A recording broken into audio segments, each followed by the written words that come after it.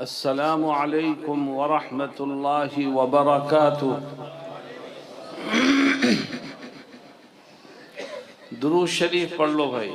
अल्लाहुम्मा सल्लि अला मुहम्मद व अला आलि मुहम्मद कमा सल्लैता अला इब्राहीम व अला आलि। अल्हम्दुलिल्लाह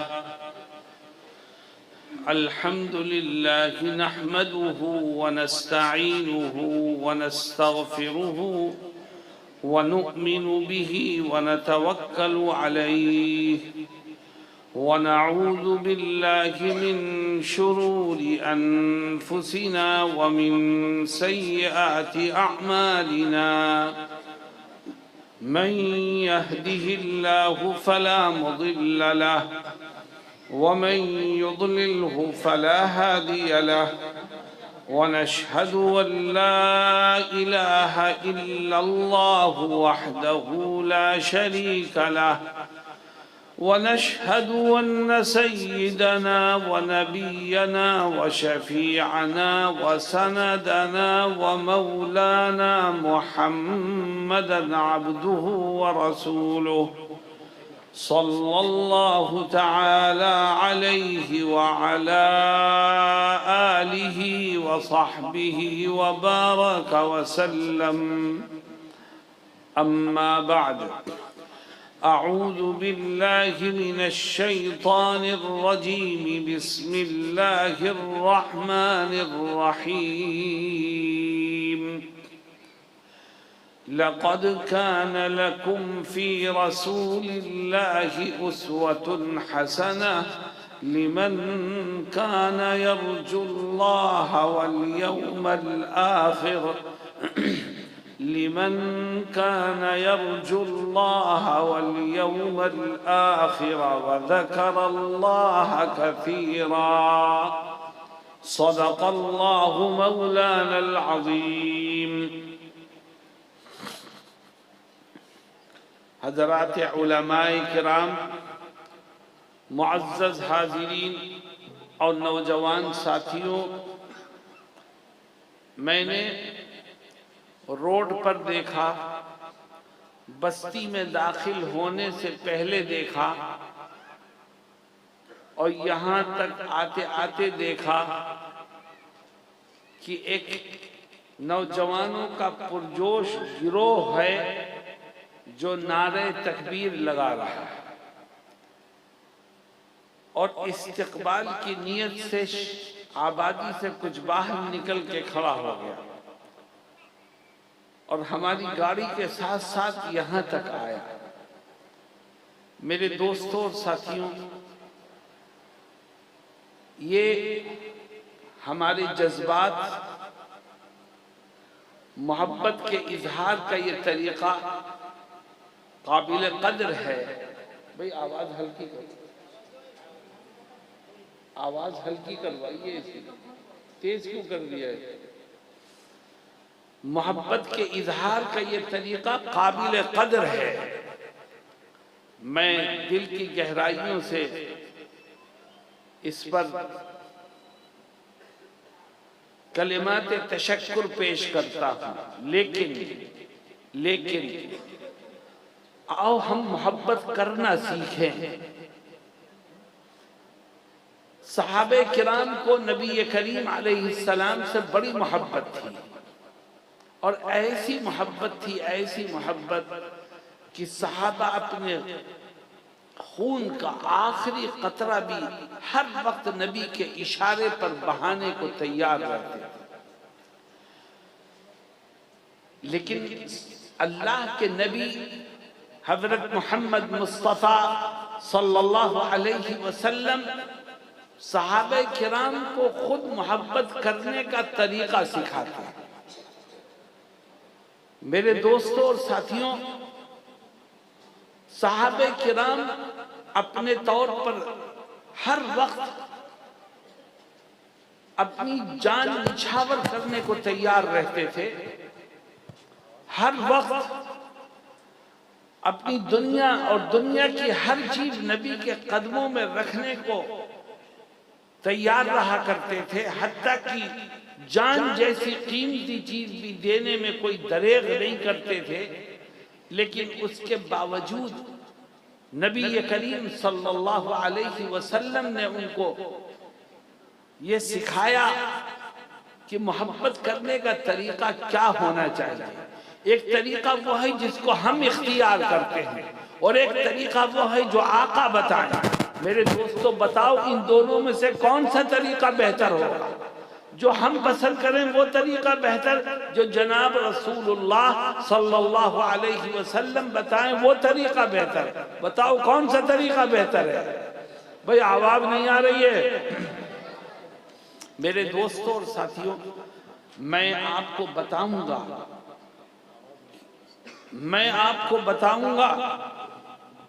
कहाँ आवाज तो हर तरफ जा रहा है। अरे भाई लोग कान खोल के बैठे तो आवाज जाएगी, वो तो शोर मचाने के आदी हैं लोग। मेरे दोस्तों और साथियों, मैं आपको बताना चाहता हूं कि एक तरफ मोहब्बत का वो तरीका है जो सहाबा इख्तियार कर रहे हैं और दूसरी तरफ मोहब्बत का वो तरीका है जो आका बता रहे हैं। यकीनन जो तरीका आका बताएं उससे बेहतर कोई तरीका हो नहीं सकता। मेरे दोस्तों और साथियों, एक सहाबी हैं जिनका नाम है मुआज इब्न जबल रज़ियल्लाहु अन्हु। नबी करीम अलैहिस्सलातु वस्सलाम से मोहब्बत का इजहार करते हैं। और कैसे करते हैं देखो, जवानी में, बिल्कुल भरी जवानी में ईमान लाए और हर वक्त सुबह हो शाम हो, दिन हो रात हो, सर्दी हो गर्मी हो, हर वक्त मुआज इब्न जबल रज़ियल्लाहु अन्हु नबी करीम सल्लल्लाहु अलैहि वसल्लम के साथ रहा करते थे। आपको छोड़ने का तसव्वुर मुआज के जहन में पैदा ही नहीं होता था। आप मस्जिद में हैं, मुआज आपके साथ, आप मदीने के बाजारों में हैं, मुआज आपके साथ, आप मैदानी जंग में हैं, मुआज आपके साथ, आप मस्जिद नबवी के सहन में है तो मुआज आप, हर जगह मुआज आपके साथ थे। एक दिन नबी करीम सल्लल्लाहु अलैहि वसल्लम ने मुआज इब्न जबल रज़ियल्लाहु अन्हु को बुलाया और फरमाया कि ए मुआज, मैं चाहता हूं कि तुम यमन चले जाओ। उन्होंने पूछा आका क्यों? फरमाया कि मैं यमन का गवर्नर तुमको बना करके यमन भेजना चाहता हूं। तुम यमन जाओ, यमन की हुकूमत तुम्हारे हाथ में, यमन की गवर्नरी तुम्हारे हाथ में, यमन का इख्तिदार तुम्हारे हाथ में। मैं तुम्हें यमन का गवर्नर बना के यमन भेजना चाहता हूं और मेरी राय है कि तुम यमन चले जाओ। लोगों ने देखा कि मुआज इब्न जबल रज़ियल्लाहु अन्हु के चेहरे का रंग सुर्ख हो गया, आंखों में आंसू आ गए, गम के आसार चेहरे से नुमाया होने लगे। साथियों ने पूछा कि मुआज, तुम्हारे चेहरे पर तो गम के आसार हैं, तुम परेशान क्यों हो? ये तो खुशी का मौका है, तुम्हें यमन की गवर्नरी मिल रही है, यमन की हुकूमत मिल रही है, यमन का इख्तिदार मिल रहा है, ये तो खुशी का मौका है, तुम्हारे चेहरे पर गम के आसार क्यों हैं? तो मुआज जवाब क्या देते हैं? गौर से सुनो मोहब्बत करने वालों, सुनो। मुआज कहते हैं कि मुझे गवर्नरी नहीं चाहिए, मुझे इख्तिदार नहीं चाहिए, मुझे यमन की हुकूमत नहीं चाहिए। मैं तो, मेरे दिल की ख्वाहिश तो यह है कि मेरी जिंदगी का हर सांस मदीने में निकले। ऐ लोगों, अगर मैं यमन चला जाऊंगा तो अपनी आंखों से आका का दीदार कैसे करूंगा? अगर मैं यमन चला जाऊंगा तो आका के पीछे नमाजें कैसे पढ़ूंगा? अगर यमन चला जाऊंगा तो आका की मजलिस में शरीक होकर आपकी बातों से अपने दिल को ठंडा कैसे करूंगा?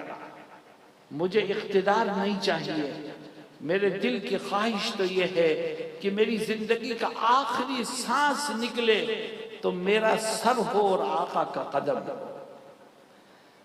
मेरे दोस्तों और साथियों, ये मोहब्बत और ताल्लुक का इजहार था जो हजरत मुआज इब्न जबल रज़ी अल्लाह अन्हु ने किया। लेकिन अब आगे देखो क्या होता है, दिल थाम के सुनो आगे क्या हुआ। हजरत मुआज रज़ी अल्लाह अन्हु कुछ देर के बाद मस्जिद नबवी से उठे और अपने घर गए, और घर से आए और नबी करीम अलैहिस्सलातु वस्सलाम से कहने लगे कि ए आका, मैं यमन जाने के लिए तैयार होके आ गया। मुसाफा करने के लिए आगे बढ़े। नबी करीम अलैहिस्सलातु वस्सलाम ने मुसाफा करके रुखसत नहीं किया, खड़े हो गए और बाहर तक उनके साथ तशरीफ लाए। साथी हैरान थे कि अभी तो मुआज ये कह रहे थे कि मेरे दिल की ख्वाहिश और मेरी तमन्ना यह है कि मेरी जिंदगी का हर सांस मदीने में निकले, और अब कहते हैं कि मैं यमन जाने के लिए तैयार होकर आ गया। साथियों ने कहा, मुआज ये कौन सा खेल खेल रहे हो तुम? तो हजरत मुआज इब्न जबल रज़ी अल्लाह अन्हु ने जो कहा वो पूरी उम्मत के लिए मशअल राह है। मुआज इब्न जबल कहते हैं, मेरी ख्वाहिश तो यही थी कि मैं मदीने में रहूं। मेरी तमन्ना और चाहत ये थी कि मेरी जिंदगी का हर सांस मदीने में निकले। लेकिन दोस्तों, मेरे सामने कुरान की एक आयत है जिसने मुझे यमन जाने पर मजबूर कर दिया। वो कुरान की कौन सी आयत है? सुनो, अल्लाह रब्बुल इज्जत फरमाता है, वमा कान लिमुमिनिन वला मुमिनतिन इज़ा क़ज़ल्लाहु व रसूलुहु अम्रन अन यकून लहुमुल खियरतु मिन अम्रिहिम। अल्लाह फरमाता है, ए मुसलमान मर्दों और ए मुसलमान औरतों, कान खोल के सुन लो कि जब तुम्हारे सामने अल्लाह का कोई हुक्म आ जाए या अल्लाह के नबी का कोई हुक्म आ जाए तो अब तुम्हारी ख्वाहिश की कोई हैसियत नहीं, अब तुम्हारी चाहत की कोई हैसियत नहीं, अब तुम्हारी तमन्नाओं की कोई हैसियत नहीं। अब तुम्हारे ऊपर फर्ज है कि अपनी ख्वाहिश को दफन कर दो और अपने आका के हुक्म पर अमल करो। मेरी ख्वाहिश तो ये थी कि मैं मदीने में रहूं, मगर मेरे आका का हुक्म है कि यमन जाओ। मैं अपनी ख्वाहिश को छोड़ दूंगा पर अपने आका के हुक्म को कभी नजरअंदाज नहीं करूंगा। मुसलमानों, अपने गिरेबान में झांको। एक तरफ नबी की सुन्नत होती है, नबी का हुक्म होता है, अल्लाह की तालीमात होती हैं, और दूसरी तरफ हमारी ख्वाहिशात होती हैं। जब दोनों में टकराव होता है तो हम किसको पकड़ते हैं, किसको छोड़ते हैं। हकीकत यह है, मेरे ये अल्फाज याद रखना कि सुबह से शाम तक हम अपनी ख्वाहिशात की दहलीज पर नबी की सुन्नतों को ज़बह करते रहते हैं। बताओ खुदा की रहमत के दरवाजे कैसे खुलेंगे? मोहब्बत करने का अंदाज सीखो सहाबे किराम से, मोहब्बत करने का अंदाज सीखो खुद नबी करीम सल्लल्लाहु अलैहि वसल्लम से। आओ आज से हम तय करें कि हम अपनी ख्वाहिशात को छोड़ेंगे और हर कदम पर नबी की सुन्नतों पर अमल करेंगे। क्यों भाई, इसके लिए तैयार हो? आवाज नहीं आ रही है अभी? नारे की आवाज तो बहुत जोर से आ रही थी, यह आवाज क्यों नहीं निकल रही है? कहो, हम अपनी ख्वाहिशात को छोड़ेंगे, नबी की सुन्नतों पर अमल करेंगे, नबी की तालीमात पर अमल करके उनको खुश करने की भरपूर कोशिश करेंगे। मेरे दोस्तों और साथियों, ये जो कोशिश हम करेंगे, यही कोशिश मौत के वक्त हमारे काम आएगी। ये जो कोशिश हम करेंगे सुन्नत पर अमल करने की, ख्वाहिशात को छोड़ने की, यही चीज मौत के वक्त हमारे काम आएगी। आप सब इस बात से वाकिफ हो कि एक दिन मरना है। आप सब एक जानते हो कि एक दिन जनाजे उठने हैं। आपको मालूम है कि एक दिन कब्रों में जाना है, और मैं एक सवाल करता हूं, मेरे सवाल का जवाब देना, क्या दुनिया में कोई ऐसा शख्स देखा है या किसी ऐसे शख्स के बारे में सुना है कि जिसकी मौत का वक्त आया हो और उसके रिश्तेदारों ने उसकी मदद करके उसको मौत से बचा लिया हो? क्या कभी ऐसा होता है? कोई किसी के काम नहीं आता।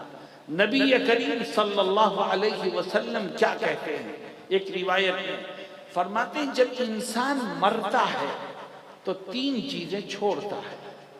अब गौर करो कि उन 3 चीजों में से उसके साथ कब्र में कौन सी चीज जाएगी और दुनिया में कौन कौन सी चीज रह जाएगी। फरमाते हैं कि जिस दिन तेरे जिस्म से जान निकलेगी तो 3 चीजें छोड़ेगा। नंबर 1 माल और दौलत, नंबर 2 इज्जत व अकारिब रिश्तेदार, और नंबर 3 अपने आमाल। फरमाते हैं जिस दिन जान निकल जाएगी जिस्म से तो लोग तेरी लाश को उठाएंगे, गुस्ल देंगे और तुझे कफन की 2 चादरों में लपेट कर घर से बाहर निकाल देंगे। जैसे ही तेरी मैयत घर से बाहर निकली, समझ ले माल और दौलत ने यहीं साथ छोड़ दिया। कफन में रुपए की गड्डियां नहीं जाएंगी, अलमारी की चाबियां नहीं जाएंगी, बैंक की कापियां नहीं जाएंगी। तो अरबों का मालिक था, मिलियनर था, करोड़पति था, लेकिन एक पाई तेरे साथ नहीं जाएगी। माल और दौलत ने तो यही साथ छोड़ दिया। मसल मशहूर है कि कफन में जेब नहीं होती। आपने नाम सुना होगा एक बादशाह का जिसने पूरी दुनिया पर हुकूमत की, सिकंदर आजम। उसकी मौत का वक्त आया, उसने अपने वजीर को बुलाया और कहा मेरा एक ऑर्डर है जो मेरी मौत के बाद जिस पर अमल करना जरूरी है। वजीर ने कहा जी फरमाइए क्या ऑर्डर है। तो बादशाह ने कहा जब मैं मर जाऊं और मुझे कफन में लपेटने का वक्त आए तो कफन में लपेटते वक्त मेरे दोनों हाथ कफन से बाहर निकाल देना, दायां हाथ दाईं तरफ लटका देना और बायां हाथ बाईं तरफ लटका देना। वजीर ने कहा कि जाए पनाह, आपके इस हुक्म पर अमल होगा, लेकिन ये तो बताइए कि इस हुक्म का मकसद क्या है। तो सिकंदर आजम ने क्या जवाब दिया, कहा कि मैं ये हुक्म इसलिए दे रहा हूं ताकि दुनिया वालों को ये पता चले कि वो शख्स जिसकी हुकूमत सारी दुनिया पर थी वो भी जब इस दुनिया से गया है तो खाली हाथ है, न दाएं हाथ में कुछ है न बाएं हाथ में कुछ है। कफन में लपेट कर तेरी लाश को जैसे ही घर से बाहर निकाला जाएगा, माल और दौलत तो यहीं साथ छोड़ दो। अब रिश्तेदार हैं जो मय्यत को कंधों पर उठा के कब्रिस्तान की तरफ लेके जाएंगे।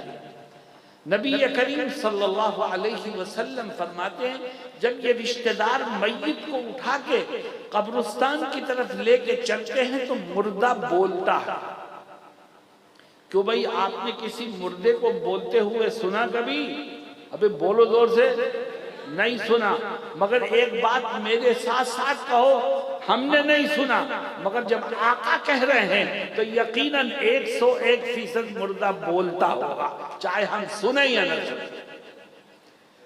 ये बात कहो, क्योंकि एक वाकया मैं तुमको सुनाता था।